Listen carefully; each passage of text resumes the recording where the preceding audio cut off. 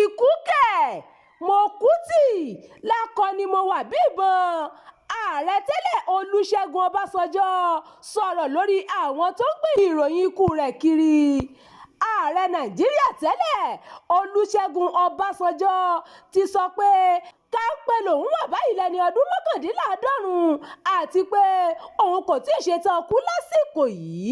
Ọbásanjọ́ ló sọ ọ̀rọ̀ náà níbi ètò kan tí wọ́n ṣe fún nílùú Abẹ́òkúta láti ṣe ọjọ́ ìbí ọdún mọ́kàndínláàádọ́rùn-ún rẹ̀ lókè èèpẹ̀.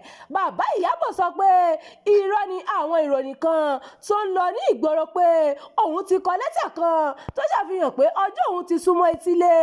Níbi ètò náà ni wọ́n ti ṣe ìdánilẹ́kọ̀ọ́ kan tí àkọlé rẹ̀ ń jẹ́ Burden and Blessings of Leadership, Reflections from Global Africa to the World.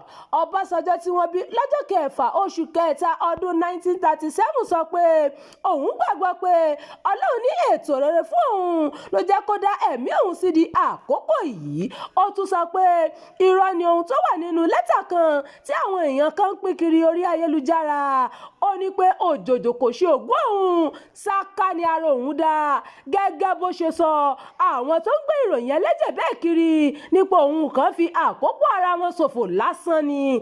Ó ní òun yóò wà láàyè àti ní àlàáfíà títí di ọjọ́ tí Elédùà bá sọ pé àkókò òun tó. Ààrẹ Nàìjíríà nígbà méjì ọ̀tọ̀ọ̀tọ̀ náà sọ pé káńpẹ́ ni mo wà o. Ó fi kún pé òun gbàgbọ́ pé Ọlọ́run ní ètò rere fún ẹ̀dá, bẹ́ẹ̀ ni kì í ṣe àṣìṣe nínú ọ̀rọ̀ ọmọnìyàn.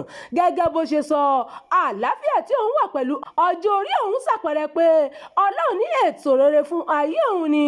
Ó ní mo fẹ́ pe àkíyèsí yín sí ọ̀rọ̀ àwọn kọlọ̀rọ̀ sí ẹ̀dá kan. Wọ́n ń gbé ayédèrú ìwé kan jáde pé èmi ni mo kọ̀ láti sọ àsọtẹ́lẹ̀ nípa ikú mi. Èrò wọn sí mi nìyẹn, àmọ́ ìyẹn kì í ṣe èrò Ọlọ́run fún mi. Ọlọ́run yóò bá mi dá sẹ̀ríà fún gbogbo àwọn tó ń ro ikú rò mí. Káńpẹ́ ni mo wà bí mo ṣe ń wà o. Ẹ ṣeun tẹ́ ń tẹ́tí sí ìkànnì yìí. Ẹ máa bá wa pín ká kí ẹ sì fi èròǹgbà yín sí abala àríwísí. Abdulkareem Nimas ló ti ń jábọ̀ ìròyìn.